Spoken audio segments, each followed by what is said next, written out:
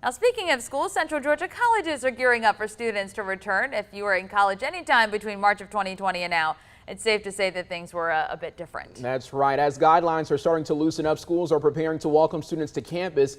Mercer University says they're trying to make sure students are safe, but they still get that college experience that they may have missed out on last year.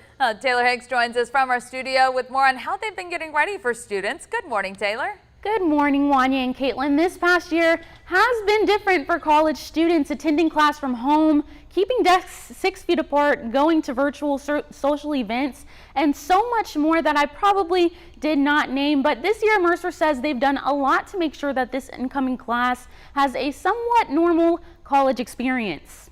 My first year got cut short due to the pandemic. The biggest difficulty was definitely the uncertainty. The entire situation was stressful for me. Justin Henry and Emily Warzales both started their first year of college right before the pandemic hit. They began their freshman year in the classroom and ended it on their computers. It was super weird just because it's something that you're not really used to. Fast forward to their sophomore year. All of our classes were socially distant, so whether you were in a huge lecture or a smaller course, you still had 6 feet between every single person in the classroom. Social distancing and masking policies, all of that.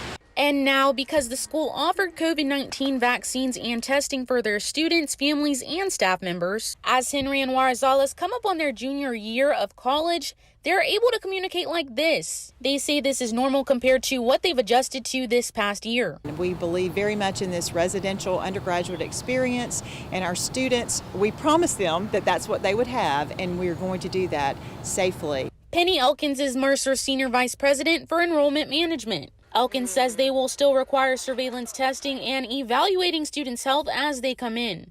This year, as of today, we're of course watching everything very, very closely and following the science and the data. But as of today, that mask requirement is only for unvaccinated individuals on our campus. So I'm super excited to see what that's going to look like now that we did spend a whole year keeping each other safe, and now since things are getting a little bit more relaxed. I'm more excited for the normalcy to come back this upcoming year, for sure.